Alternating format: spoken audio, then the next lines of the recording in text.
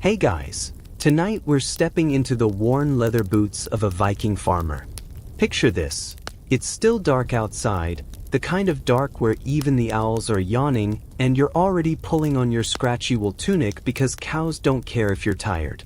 The air smells like damp earth and last night's hearth smoke, comforting if you ignore the fact that your socks are probably slightly damp. Welcome to Scandinavia, circa 890 AD, where the closest thing to an alarm clock is a rooster with questionable timing. Now, you probably think Viking life was all raiding and rowing, but let's be real. Most of them were just trying to grow enough turnips to survive winter without their wives side-eyeing them. So, before you get comfortable, take a moment to like the video and subscribe, but only if you genuinely enjoy what I do here. And hey, drop a comment with where you're listening from and what time it is. Is it 3 a.m. in Toronto? High noon in Sydney? Either way, you're among friends here. Now, dim the lights, maybe turn on a fan for that soft background hum, and let's ease into tonight's journey together. Your day starts before the sun even considers rising. Outside, the world is so quiet you can hear sheep blinking. The first chore? Feeding those same sheep, because if you don't, they'll start a rebellion, and Viking sheep have opinions. You grab a bucket of last summer's dried hay, stored under layers of peat to keep it from molding, because apparently 9th century Scandinavians were the original Marie Kondos of food preservation. As you scatter it, one particularly judgmental goat eyes you like you've personally offended its ancestors. Historians still argue whether Vikings named their livestock, but let's be honest, that goat's name is absolutely Snorri. Your breakfast will be barley porridge.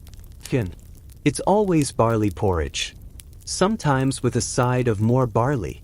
But hey, at least you've got a slab of yesterday's cheese, aging process, left in a corner near the fire. Quirky tidbit?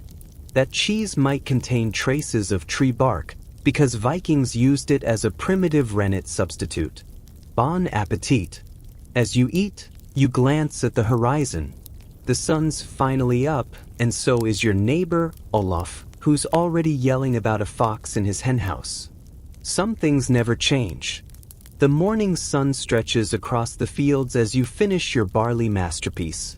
Let's call it porridge surprise, since you're never quite sure what those darker bits are. You scrape the wooden bowl clean. Wasting food is punishable by having to listen to your uncle's saga about his war wound, again, and step outside where the rail work begins.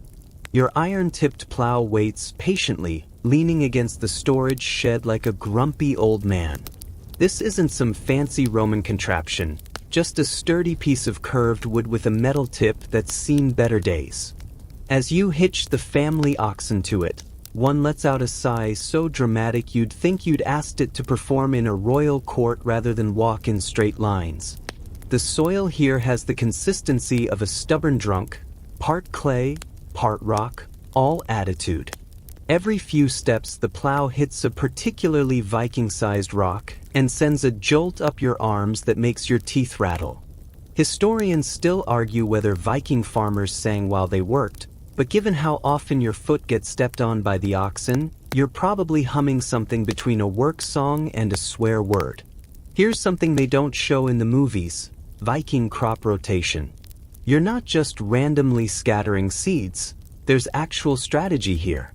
This field grew barley last year, so now it's time for peas and beans to restore the soil. Next season? Rye. It's like a very slow, very earthy dance routine. That suspiciously smooth rock near the fence line isn't just a rock. It's your great-grandfather's whetstone, worn down from generations of sharpening tools. The grooves tell stories of harvest past, if you know how to listen. As you reach the end of a row, you spot your neighbor's daughter bringing water to their field workers. She waves, you wave back, and the oxen take this as an opportunity to veer sharply left toward some particularly tempting grass. Some days you suspect they're smarter than you are. The midday sun hangs heavy as you wipe sweat from your brow with a sleeve that's seen better days. Your stomach growls louder than a bear fresh from hibernation, which can only mean one thing. It's time for the Viking farmer's version of a lunch break. You trudge toward the shade of the storage shed where a hunk of last week's rye bread waits, harder than Thor's hammer but somehow still edible. The secret? Dunking it in your weak barley beer until it softens enough to chew. As you settle onto a worn stump, you notice your younger brother already there, napping with his hat over his face. Some things never change. Historians still argue whether Viking farmers actually enjoyed their fermented dairy products or just pretended to because food was scarce. That suspiciously lumpy skyr, Icelandic yogurt, in the clay pot suggests the latter. Here's a fact that'll make you appreciate modern dentistry. Those herbs you're chewing after lunch? They're not just for fresh breath, they're your primitive toothbrush. Viking dental hygiene involved mint, salt, and a whole lot of wishful thinking. That odd-looking mushroom growing near the fence? Your grandmother would call it the weather teller. When its cap opens wide, rain is coming. When it stays closed, well, it's probably still going to rain because this is Scandinavia. As you lean back against the sun-warmed wood, a chicken wanders over to investigate your crumbs. You share a piece of bread crust, because even Viking farmers need someone to appreciate their generosity. The chicken clucks approvingly before wandering off, probably to lay eggs in some absurdly hard-to-reach location, as chickens have done for centuries. The afternoon sun slants across the fields as you stretch your back with a series of pops that would concern a modern chiropractor. It's time for everyone's favorite Viking pastime, complaining about the weather with your neighbors. You amble down the dirt path toward Bjorn's farm, kicking up little puffs of dust that settle on your already questionable boots. Bjorn is right where you expected, leaning on his fence post, squinting at the sky like it's personally offended him. Think it'll rain before harvest? He grumbles by way of greeting. You both know this dance well. For the next 20 minutes, you exchange vital agricultural intelligence, whose barley is coming in strong, whose sheep keep escaping, and whether old Eric's new wife actually knows how to brew proper beer or if they're all just being polite. Historians still argue whether Viking farmers had formal market days or just showed up at each other's farms whenever they felt like trading turnips for gossip. Here's a fact that explains so much. The Viking word for neighbor roughly translates to the person who borrows your tools and forgets to return them. Some things truly are timeless. Quirky tidbit, that oddly shaped stone near Bjorn's fence isn't just a rock. It's the unofficial village measuring stick. Everyone knows a good-sized pumpkin should be about 2 Bjornstones high. It's not an exact science, but it works well enough. As you head back home, you spot a raven watching you from a nearby tree. It cocks its head in that way ravens do, like it's judging life choices. You toss it a bit of bread crust from your pocket, because even in 890 AD, everyone needs someone to talk to who won't ask to borrow your axe. The golden afternoon light filters through the clouds as you survey your half-plowed field with a mix of pride and exhaustion. Your muscles hum with that pleasant ache of honest work, though your lower back has started composing a saga of its own called The Ballad of the Bent-Over Plowman. Time for the most sacred Viking farmer tradition, the midday nap. You make your way to the hayloft, where generations of your family have sought refuge from the midday sun. The dried grass releases a sweet, earthy aroma as you sink into it, nature's memory foam mattress. Somewhere below, chickens cluck softly, their conversations muffled by layers of hay. A fat bumblebee drones lazily past your face, too full of pollen to care about you. Historians still argue whether Vikings actually valued rest or just pretended to because their meat halls were too loud at night. Here's a fact that'll make office workers jealous. Viking farmers considered napping an essential part of the workday. They even had a word for it, dagverardval, which roughly translates to day meal rest, because nothing says productivity like a full belly and a quick snooze in the sunshine. That oddly shaped lump in the hay next to you? That's your farm's resident barn cat, known affectionately as Mouse Inspector Number 3. The first two retired with full pensions, read, died of old age after living like furry little kings. As you drift off, the distant sound of cowbells blends with the rustling of leaves. Somewhere far away, a shepherd's flute plays a simple melody. Your last conscious thought? Wondering if that's actually a flute or just the wind through the holes in your cousin's helmet? A sharp thunk jolts you awake. Mouse Inspector Number 3 has, helpfully, knocked over a clay jug while hunting invisible prey. Sunbeams now slant at a decidedly post-nap angle as you blink hay fragments from your eyelashes. Time for the afternoon's main event, pretending you know anything about woodworking. The broken fence near the sheep pen won't fix itself, though the sheep seem hopeful it might. You haul your toolbox, a repurposed shield with suspicious burn marks, to the site of destruction. Inside lies an assortment of iron implements that would make a modern carpenter weep. A crooked chisel, a hammer with more personality than function, and something that might be a saw or possibly a bread knife from a particularly ambitious dinner party. Viking woodworking tools were actually this bad, or if yours are just hand-me-downs from a particularly clumsy ancestor. Here's a fact that explains so much. The Norse word for repair is closely related to their word for creative swearing. Coincidence? Unlikely. That glob of hardened pine tar near your toolbox isn't trash. It's your multi-purpose Viking duct tape. Good for sealing cracks, waterproofing boots, and occasionally getting stuck in your beard at inopportune moments. As you attempt to fit a new post into the old hole, a metaphor for your life, really, the sheep gather to watch with unsettling intensity. One particularly bold ewe sniffs your hair, decides you're incompetent, and wanders off, probably to plan tonight's great escape. The sound of splintering wood echoes across the pasture as your latest fence post snaps clean in half. Apparently, close enough isn't actually close enough when it comes to carpentry. The sheep exchange glances that clearly say we could do better, which is frankly hurtful coming from creatures that still panic when it rains. You're saved from complete humiliation by the arrival of your brother, who takes one look at your handiwork and immediately starts laughing.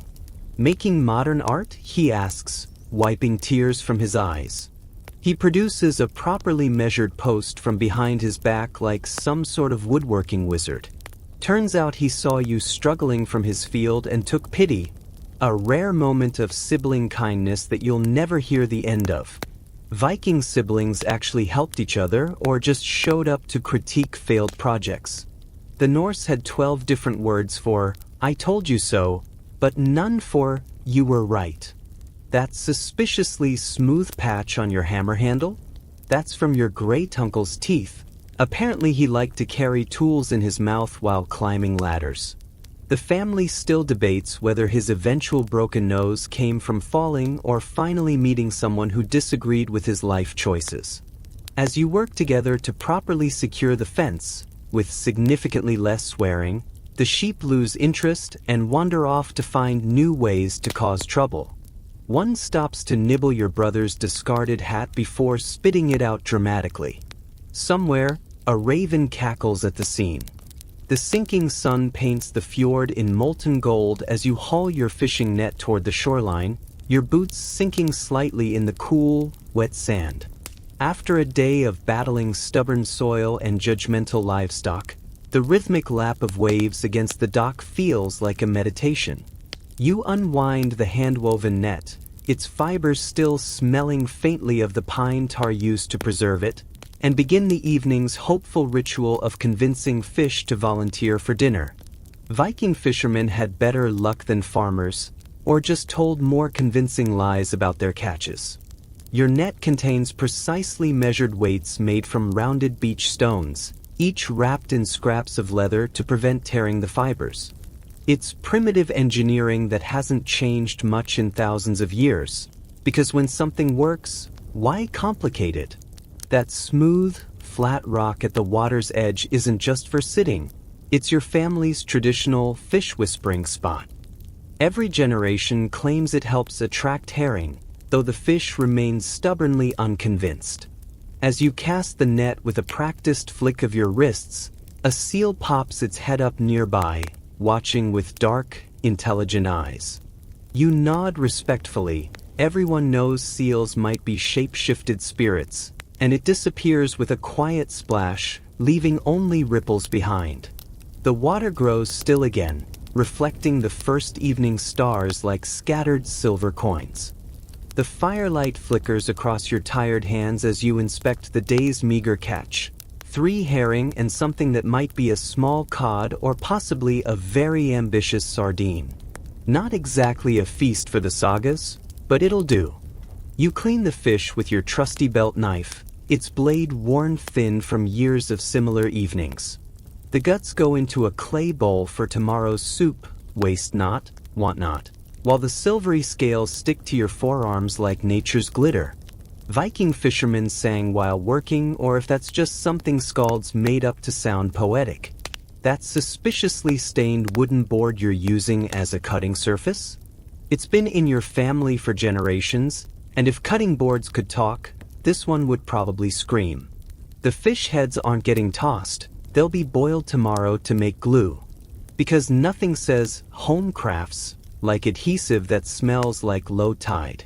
As you skewer the fish on hazelwood sticks to roast over the fire, your youngest cousin appears, drawn by the smell like a tiny, grubby moth to flame.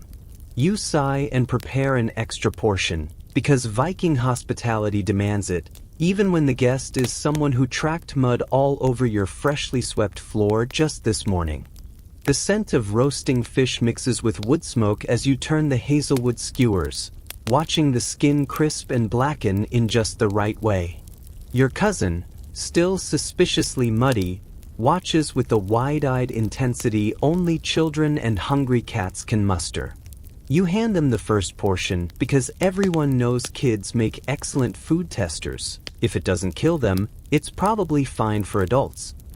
As the fire crackles, your brother emerges from the twilight carrying 2 wooden cups and a clay jug of something that smells suspiciously like your aunt's infamous Special Reserve mead. The 3 of you settle onto worn logs that have served as seating for so many generations. The impressions of ancestors' backsides are practically carved into the wood. Viking families actually enjoyed these evening gatherings or just tolerated them because the alternative was sitting alone in the dark. Here's a fact that transcends centuries. That blackened spot on your brother's sleeve? That's from last winter when he claimed he could definitely blow on the fire to make it burn brighter. Some lessons only stick when they come with singed arm hair. The flat stone near the fire isn't just for resting drinks. It's your family's unofficial storytelling stone. Whoever sits closest gets to share news, gossip, or increasingly exaggerated tales of that one time someone almost caught a really big fish. As the mead flows and the stars emerge, even the crickets seem to quiet down to listen. Somewhere in the distance, an owl hoots, and for just this moment, all feels right in the world. The fire has burned down to glowing embers when the crunch of gravel announces an unexpected visitor. A shadowy figure emerges from the darkness. It's Raffin the trader, his cloak smelling of salt and distant campfires, his pack bulging with the promise of gossip and goods. He accepts a cup of mead with a trader's practiced grace, though his eyebrows shoot up when he tastes your aunt's Special Reserve. As he rummages through his pack, the children creep closer, drawn by the mystery of objects from beyond their fjord. Out comes a piece of amber with a fly trapped inside, 5 chickens or your second-best knife, a slightly chipped Frankish glass bead, your brother actually gasps, and, most intriguing, a lump of something dark and sticky wrapped in leaves. Arabic figs, Raffin announces, as if he hasn't just introduced the most exotic substance your family has ever seen. Viking traders actually understood the value of their goods or just made up prices based on how impressive they sounded. That amber he sold your neighbor last spring? turned out to be pine resin with a cleverly placed ant. The feud still simmers. The children aren't just staring at the figs, they're waiting to see if the adults will do something embarrassing like cry over dried fruit. You might. As Raffen begins tales of markets where spices grow like weeds and silk flows like water, even the stars seem to lean closer to listen. The night hums with possibility, and for once, no one mentions the unfinished fence. The last embers of the fire cast dancing shadows as Raffen's tales wind down and the children finally succumb to sleep, their heads pillowed on sacks of wool. The trader repacks his wares with the care of someone who's lost one too many treasures to overenthusiastic toddlers, though you notice him slip that Frankish bead into your niece's tiny hand when he thinks no one's looking. Now comes the real trading, adult to adult, with lowered voices and the occasional meaningful glance toward the mead jug. Your brother produces a carefully wrapped bundle of fox furs, their winter thickness still holding the crisp scent of snow despite being months out of season. Raffen runs a practiced hand across the pelts, his fingers reading the quality like a skald reciting poetry. The haggling begins in earnest, punctuated by your aunt refilling cups with alarming generosity. The trade negotiations were more about commerce or alcohol consumption. That suspiciously specific hand gesture your brother keeps making? It's the universal sign for, I know what you paid for this in Hedeby, you sneaky bastard. Some things don't need translation. The dried figs now being passed around like sacred relics? They'll be the talk of the valley for months, with every family claiming their piece was somehow the biggest and sweetest. As the deal concludes, fox furs for the glass bead, 3 iron nails, and what's left of the figs, Raffen leans in conspiratorially. Heard from a Dane that new ships are coming up the coast, he murmurs. The fire pops loudly, as if warning against repeating this news. The night suddenly feels cooler, the stars watching a little too closely. The last of the mead has been poured, and Raffen's ominous news hangs in the air like morning mist over the fjord. You stare into your empty cup, watching the firelight play across its carved runes, your grandfather's work, each groove telling stories within stories.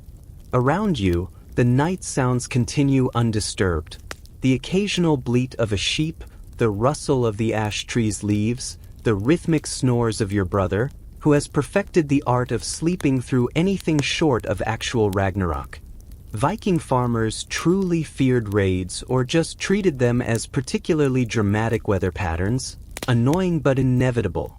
And that new ship gossip will spread through the valley faster than a grass fire, with each retelling adding more sails and weaponry until by morning, it'll be an entire fleet led by a giant with a flaming beard. The rune on your cup that looks like a wonky F? It's actually your great-grandmother's shorthand for, this cup holds more when you stop complaining. You rise quietly, your shadow stretching long across the packed earth of the yard. The chores won't do themselves tomorrow, regardless of what might be sailing up the coast. As you bank the fire for the night, an owl calls from the nearby woods, one clean note that hangs in the cool air before the darkness swallows it whole. The first pale light of dawn finds you in the barn, smearing a pungent mix of wool grease and beeswax onto your boots, tomorrow's problem arriving right on schedule.